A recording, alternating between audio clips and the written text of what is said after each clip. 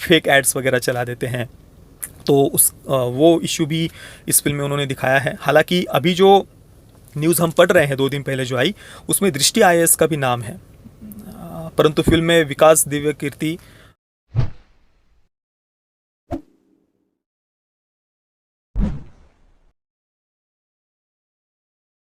ओम नारायण नारायण नारायण नारायण।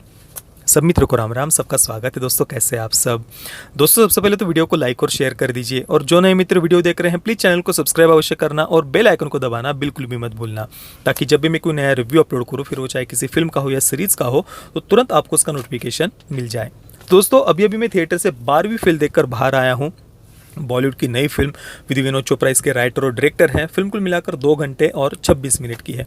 देखिए, आज सुबह जब मैं फिल्म देखने के लिए थिएटर में जा रहा था तो थोड़ा सा डरते डरते मैं अंदर गया था, वो भी बिल्कुल ज़ीरो एक्सपेक्टेशंस के साथ में।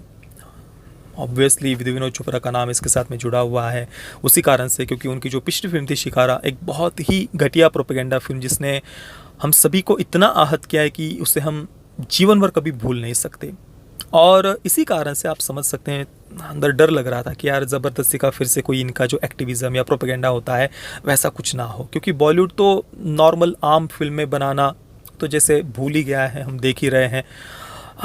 इसी कारण से थोड़ा डरते डरते ही मैं आज थिएटर में गया था। हालांकि पिछले कुछ दिनों से 12th फेल का जब मैं ट्रेलर देख रहा था, थिएटर में चल रहा था फिल्म शुरू होने से पहले काफ़ी दिनों से, तो इसमें कोई संदेह नहीं है कि ट्रेलर से फिल्म टेक्निकली वेल मेड लग रही थी, और मैं ये देखना भी चाह रहा था कि उन्होंने फिल्म में क्या दिखाया है। पर फिर भी डर लगना तो स्वाभाविक है, आप समझ सकते हैं।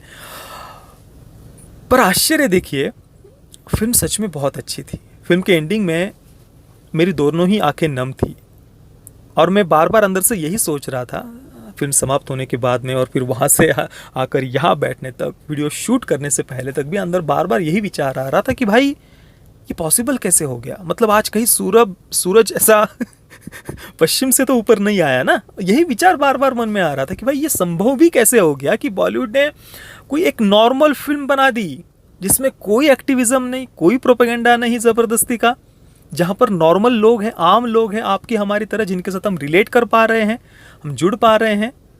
कोई ऐसे दरिंदे पेरेंट्स ये उखाड़ फेंको, वो उखाड़ फेंको, छाती कूटो वगैरह, ऐसा कुछ नहीं। एक फिल्म जो हमें मोटिवेट करती हो, टेक्निकली भी वेल मेड हो, रिलेटेबल कैरेक्टर्स हो, जिसमें प्रेम कहानी भी है पर उसमें कोई ज़बरदस्ती का सेक्सुअल टेंशन नहीं है। एक मतलब भाई ये पॉसिबल कैसे हो गया कि ऐसी चीज़ बॉलीवुड ने बना दी।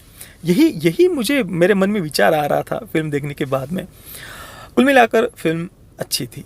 हाँ, कुछ बातें हैं जिनको लेकर थोड़ा कुछ बातें कही जा सकती, पर ओवरऑल फिल्म अच्छी थी, हमें मोटिवेट करती है। फिल्म का जो मुख्य पात्र है मनोज कुमार शर्मा, IPS अधिकारी मनोज कुमार शर्मा जी, उनके जीवन पर ही ये फिल्म आधारित है। उस पात्र के साथ में हम शुरुआत से अंत तक बने रहते हैं, उनके बारे में हम और जानना चाहते हैं। अब देखिए, जिनके जीवन पर ये फिल्म आधारित है, मैं उनके बारे में कुछ भी नहीं जानता, तो उस पर मैं कोई कमेंट नहीं करने वाला। बस फिल्म ने मुझे जो एक्सपीरियंस दिया वो मैं आपको केवल यहाँ पर बताने वाला हूँ। तो चंबल के बिलगांव में एक अत्यंत गरीब परिवार में जन्मे मनोज कुमार शर्मा, उनका बचपन, उनका परिवार, गांव का वातावरण, उनका 12वीं में फेल होना, उसके बाद में UPSC के चौथे और आखिरी अटेम्प्ट में प्रीलिम्स और मेंस क्लियर करना, इंटरव्यू क्लियर करना, उसके बाद में उनका IPS अधिकारी बनना, ये जो उनकी पूरी जर्नी है, यात्रा है, उसे इस फिल्म में दिखाया है। और साथ में ही उनकी जो धर्मपत्नी है श्रद्धा जोशी, जो उत्तराखंड से है, उनसे वे कैसे मिलते हैं, श्रद्धा वो कैसे मनोज कुमार शर्मा उनके अत्यंत कठिन समय भी उनके साथ में कैसे वो खड़ी रहती है, उनका प्रेम, ये भी उन्होंने साथ में दिखाया है। और जैसे कि मैंने शुरुआत में कहा, एक शुद्ध प्रेम हम कह सकते हैं, जिसमें कोई ऐसा ज़बरदस्ती का सेक्सुअल टेंशन नहीं है, या हमें ये उखाड़ फेंकना है, पेरेंट्स को उखाड़ फेंकना है, ये समाज के नाम से छाती कूटो, पेट्रियार्की के नाम से छाती कूटो, कुछ नहीं। बस आम लोग, आम कैरेक्टर्स जिनके साथ हम रिलेट कर पा रहे हैं। मतलब ये आप कल्पना करिए कि बॉलीवुड की फिल्म में हम ऐसा कुछ देखते हैं तो हमें आश्चर्य होने लगता है, जो कि एक नॉर्मल बात होनी चाहिए ना, ऐसे कैरेक्टर्स देखना।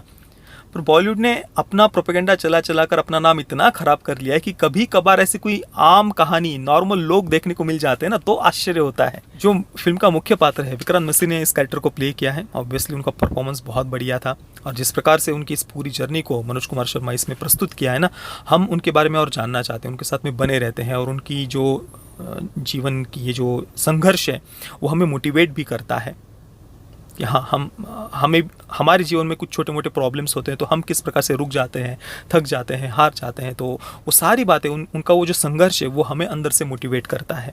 उनके जो मित्र दिखाए हैं, एक पांडे नाम का कैरेक्टर है जो किस प्रकार से उन्हें मदद करता है। तो वो जो मित्रता है उनकी वो भी मुझे बहुत पसंद आई। दुष्यंत सिंह जी, उनके द्वारा जो प्रेरणा मिली थी, उनके गांव की जो पुलिस अधिकारी है, उनको देखकर वो जिस प्रकार से प्रेरित हुए कि चीटिंग नहीं करना है, ईमानदारी से करना है जो भी करना है, तो वो जो उनकी निष्ठा है वो भी हमें इस अंदर से मोटिवेट करती है, प्रेरणा देती है कि चौथा अटेम्प्ट था, आखिरी अटेम्प्ट था, पर फिर भी वहाँ पर वो झूठ नहीं बोलते हैं। और जो इंटरव्यू वाला एंडिंग का सीन है, बिल्कुल वहाँ पर जैसे वो हम कहते हैं ना edge of the seat experience, या बिल्कुल नाखून चबाने हम लग जाते हैं, सांसें थोड़ा थम जाना। मैं अतिशयोक्ति नहीं कर रहा, पर हाँ वैसा हम अंदर से फील करते हैं उस समय में। हम उस कैरेक्टर से अंदर से इस प्रकार से जुड़े हुए होते हैं। और फिल्म के एंडिंग में श्रद्धा जोशी, उनका कैरेक्टर, जब वो रिज़ल्ट देखने के लिए वो आगे जब जाते हैं और जब उन्हें पता चलता है कि क्लियर हो गया है, तो उस समय जो एक्सप्रेशंस थे ना चेहरे के, भाई मतलब बहुत ही बढ़िया परफॉर्मेंस था सभी का। गांव का भी वातावरण उन्होंने जिस प्रकार से दिखाया ना, वो बिल्कुल हम रिलेट कर पाते हैं, कोई ज़बरदस्ती का नहीं। मतलब ज़्यादातर हम बॉलीवुड की फिल्मों में देखते हैं कि गांव का वातावरण जब भी उन्होंने दिखाना हो तो बस ऐसे कुछ डंडे लेकर के लोग बैठे हुए हैं और बस ऐसे बच्चियों को पटक पटक कर मार रहे हैं, दरिंदे हैं, मॉन्स्टर्स लोग ही रहते हैं गाँव में, और बस ऐसे बस कुछ टूना टोटका तांत्रिक वगैरह। मतलब ये बॉलीवुड ने हमेशा से एक स्टेरियोटाइप करके रखा है, पर यहाँ पर आप आम लोग, नॉर्मल लोग, मतलब वो हम देख पाते हैं। हालांकि कुछ कुछ बातें एग्जेजरेट की गई है, कुछ बातें सही भी नहीं लगती, पर फिर भी ओवरऑल अच्छी थी फिल्म। थोड़ी बहुत तो कमियां कहीं पर भी निकाली जा सकती है। और अभी 2 दिन पहले न्यूज़ आई थी, देखिए कि कुछ कोचिंग सेंटर हैं, उन पर आरोप लगा हुआ है झूठे, मतलब भ्रामक जानकारी के आधार पर उन्होंने विज्ञापन बनाए थे विद्यार्थी छात्रों को भ्रमित करने के लिए कि हमारे यहाँ से इतने लड़के क्लियर हो गए हैं, जितनी संख्या भी नहीं होती उससे भी ज़्यादा संख्या ये कोचिंग सेंटर बता देते हैं, कुछ फेक एड्स वगैरह चला देते हैं।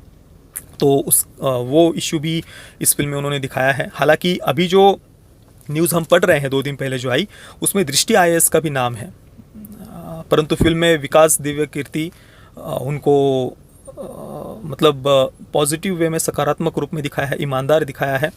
अब आरोप क्या है, वो सही गलत है, वो एक अलग बात है जो हमें पढ़ने को मिल रहा है 2 दिन पहले की न्यूज़ में, और फिल्म में जो दिखाया है वो मैं केवल आपको यहाँ पर बता रहा हूँ।